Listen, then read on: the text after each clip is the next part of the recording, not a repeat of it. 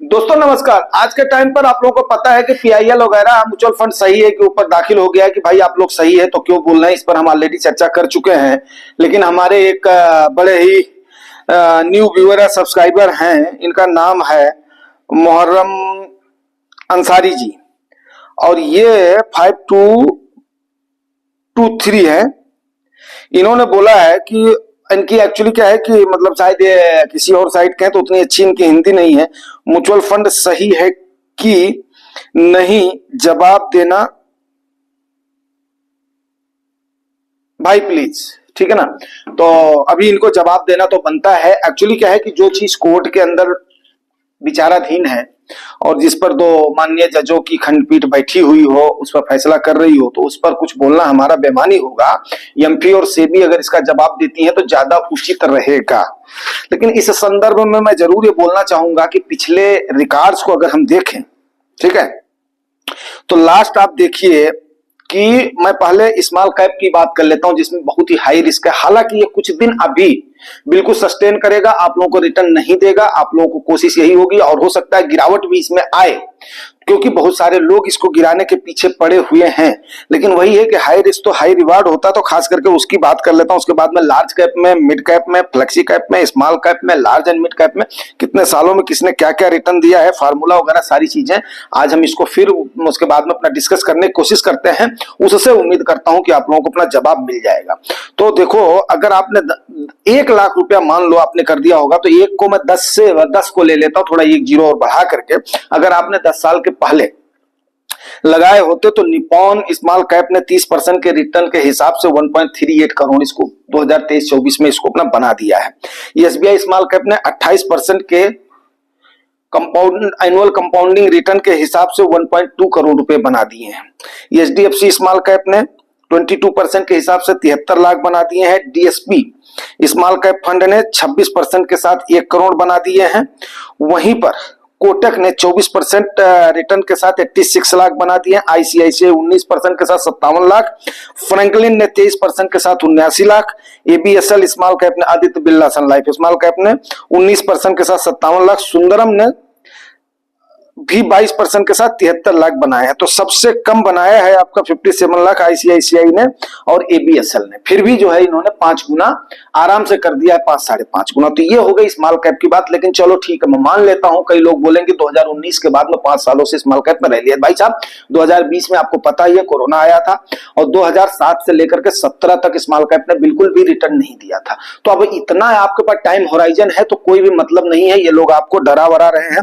चलिए आगे आपको मैं और भी चीजें इसको क्लियरिफाई कर देता हूं, क्योंकि बहुत सारे लोग ये बोलेंगे स्मॉल कैप स्मॉल कैप। बात वहां पर स्मॉल कैप की नहीं है। मैं कभी भी आज तक नहीं बोला हूं कि अपना सारा पैसा स्मॉल कैप में करो या मिड कैप में करो या उसके बाद में करो। मैं हमेशा डाइवर्सिफाइड पोर्टफोलियो 100 - एज के मुताबिक रिस्क लेने की बात हमेशा करता हूं, ठीक है ना। तो अब कोई अगर इस टाइप का एलोकेशन लगाए तो मैं उसको नहीं कह सकता हूं।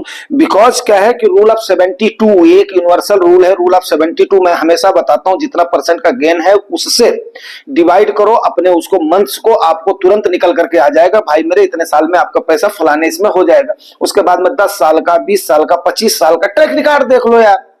हैं भाई, किसी भी लिखता को कोई बक्ता हरा सकता है क्या? किसी भी रिटर्न को किसी भी गवाह की जरूरत होती है क्या? तो आप देख लो ना कितने सारे। और एक साइड मान लिया फेक हो सकती है, 2 साइड फेक हो सकती है, दसियों साइट है, दसियों रिकॉर्ड है। और सबसे बड़ी बात जो मैंने आपको बताया, फैक्ट शीट निकाल करके देख लो यार, क्लियर हो जाएगा। तो अब जानकारी रहेगी नहीं, खाली मुंह से। इसीलिए भगवान ने जीभ में हड्डी नहीं दी है। अब जो भी निकलना है लोग निकाल देते हैं। और सबसे बड़ी बात क्या होती है, लोग इन्वेस्टर्स में पैनिक फैलाते हैं। सबसे बड़ा, किसी भी हाउ ये नहीं हाउ किसी का भी सहारा लेकर के बस पैनिक फैलाना है, ठीक है ना। और कुछ लोग तो ऐसे होते हैं कि आपके जबान से शब्द निकला नहीं, उसको पकड़ने के लिए तैयार हो जाते हैं। लेकिन मैं धन्यवाद देना चाहूंगा शर्मा जी का, धन्यवाद देना चाहूंगा गौरव रंधवा सर का जो हमारे परम मित्र हैं, धन्यवाद देना चाहूंगा गुजरात बंधु सर का, धन्यवाद देना चाहूंगा धनंजय सर का, धन्यवाद करना चाहूंगा नीरज चुगतानी सर का। और भी बहुत सारे लोग हैं ऐसे, सुप्रताप सर का। बहुत सारे लोग हैं जो कि मतलब जो बहुत ज्यादा सपोर्ट भी करते हैं और बहुत ज्यादा उन चीजों को समझने की कोशिश करते हैं, जिनकी धीरे धीरे समझ विकसित हो जाती है। सैनपाल दादा हो गए, तो जिनकी धीरे धीरे जब जो है समझ विकसित होती जाती है तब उनको धीरे धीरे समझ में आ जाती है। इसीलिए मैं बार बार बोलता हूं आपको कम से कम 3 साल से 5 साल का समय देना है। अब उन 3% लोगों में नहीं जाना है जो कि उन 3% लोगों में शामिल होता है, ना कि उन जो 97% लोगों में शामिल हो जाना है।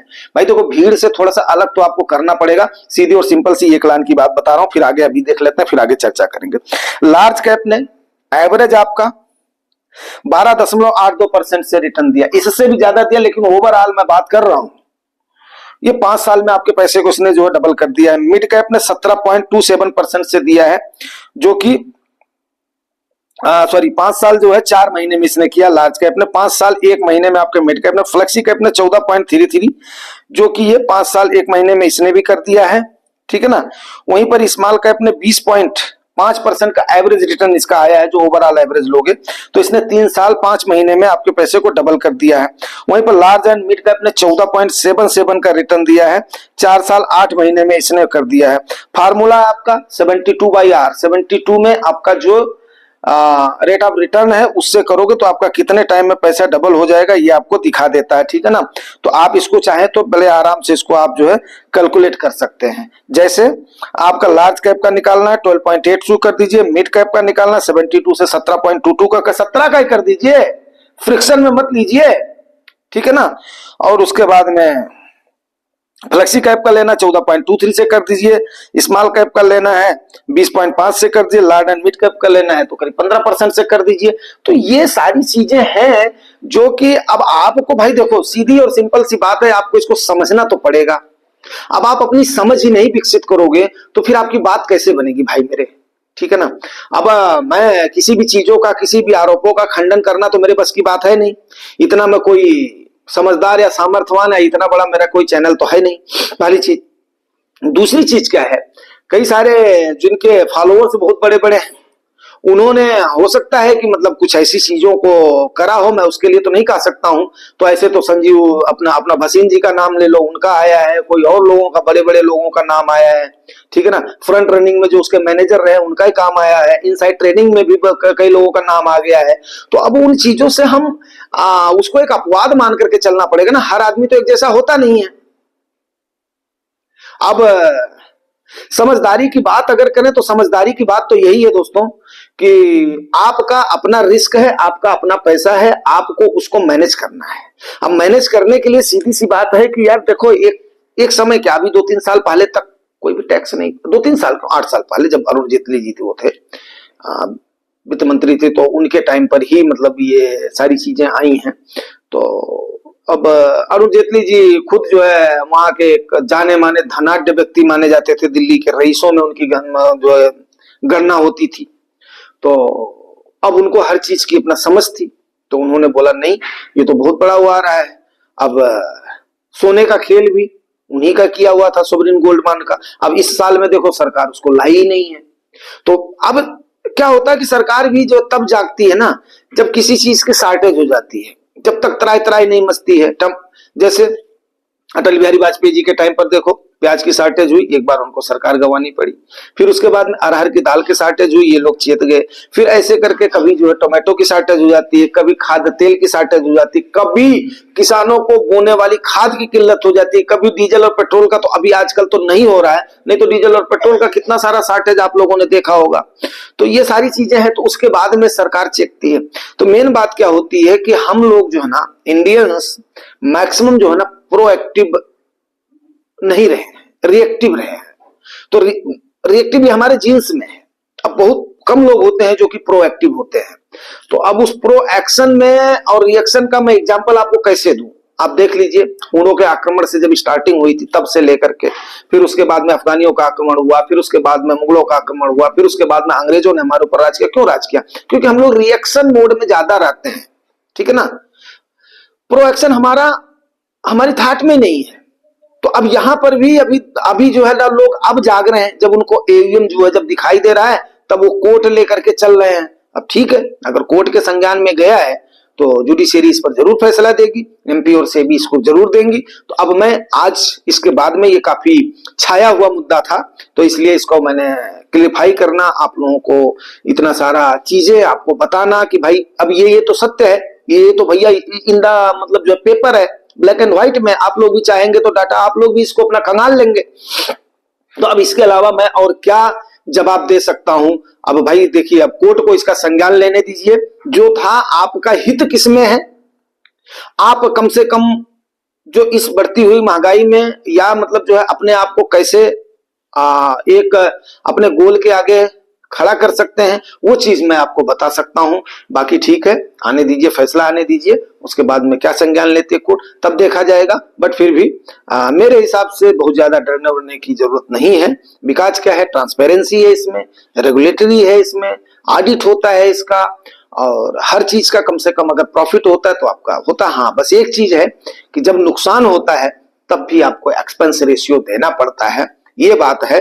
लेकिन मैं सेबी की यहाँ पर आप लोगों का जरूर ध्यान तवज्जो मतलब लेना चाहूंगा कि सेबी चीफ के उस फैसले का भी सम्मान करना चाहूंगा कि 25 लाख एनुम के ऊपर जिसकी तनख्वाह है, उनका कम से कम मिनिमम 20% तनख्वाह का उसी फंड में लग रहा है जो एम्प्लॉइज आपके साथ काम कर रहे हैं। तो इसलिए अभी रिटर्न इतनी जल्दी गड़बड़ाना मेरे हिसाब से तो नहीं होगा।